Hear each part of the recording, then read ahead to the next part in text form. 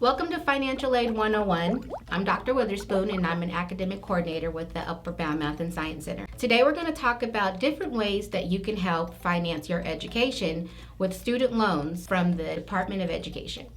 Now, many people ask the question, how am I going to pay for college? Well, one of the options is student loans. The way that I see it, it's like a puzzle. There's different pieces to the puzzle and they all connect together. Now, the first piece of the puzzle is, how do you apply for student loans? The very first thing that you must do if you want to use student loans is complete your FAFSA. To get more information regarding the FAFSA, please visit our other financial aid series that we have on the FAFSA. Now, the amount that you get on the student loan is going to be based on the information that you put on your FAFSA.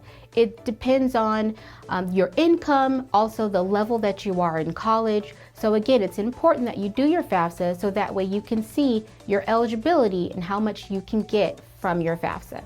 Now, there's 3 different loans that you can get from the U.S. Department of Education. The first loan that you can get is the subsidized loan.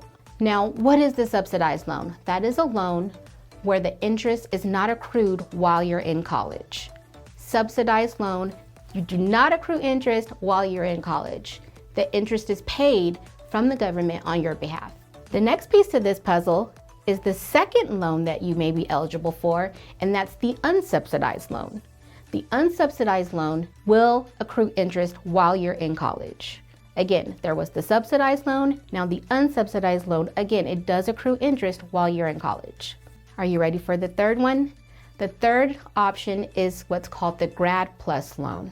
Keyword in there is grad. You must be a graduate student in order to apply for the Grad Plus loan. Another thing about the Grad Plus loan is that they do a soft credit check just to check your credit worthiness. After your credit is checked, the great thing about this loan is that your decision should be made instantly, so you'll be able to see if you're approved or not. Now, I know we said that there's 3 loans, but I'm gonna give you another little extra jewel. There's another loan that you could apply for, and that's called the Parent Plus loan. Now, this is only for dependent students. A dependent student, that simply means that you're using your parents' information on their taxes, their information on the FAFSA. So this is a loan where your parents can apply for, so that way they can help you finance your education. Just like the Grad Plus loan, there is a credit check for the Parent Plus loan, but the decision should be made right away. Now, we talked about the different types of loans. It's very important for you to understand that each loan has a fixed interest rate. What that means is, when you get approved for your loan, if the interest rate is 4.6%, that is the interest rate that it will remain at through the life of that loan. So we talked about the different type of loans. Now, in order for these loans to disperse, there are some things you need to do in order for them to pay. The first thing is going to be your MPN. That's the Master Promissory Note. What that is you agreeing that you promise to repay back the loans that you're using to go towards your education. The next thing that you have to do is what's called your entrance counseling. These are both found on the same website, but the entrance counseling is going to give you more detailed information about the loans, the interest rate, how it works, the type of loan it is. Again, that's your entrance counseling. After your entrance counseling and your master promissory note is completed, it allows for your loans to pay. It'll disperse to the school. Once the loans disperse to the school, it'll go towards your tuition and fees. If by any reason there's money left over, a refund will be issued to you. Please talk to your financial aid department regarding their refund policy. So now you have all the information about student loans and what you have to do in order to apply for these loans. And they've dispersed to the school to pay for your education. Another piece to the puzzle is, how are the loans paid?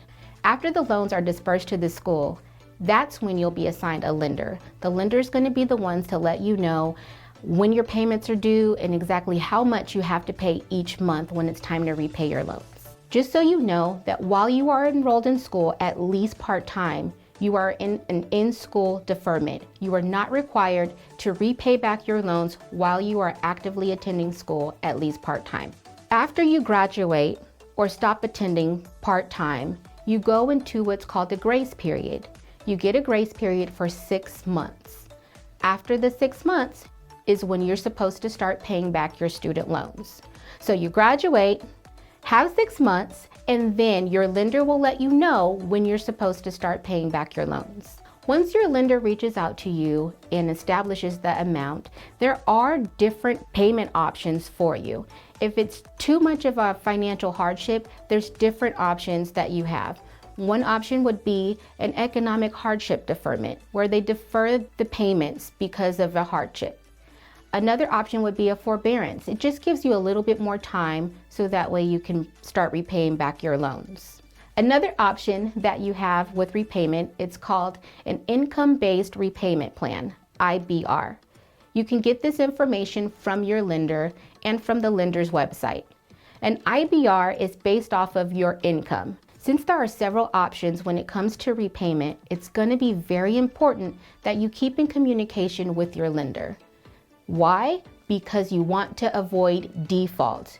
Defaulting on your loan can affect you in negative ways where they can garnish your wages. If you decide you want to continue on in school, you won't be able to.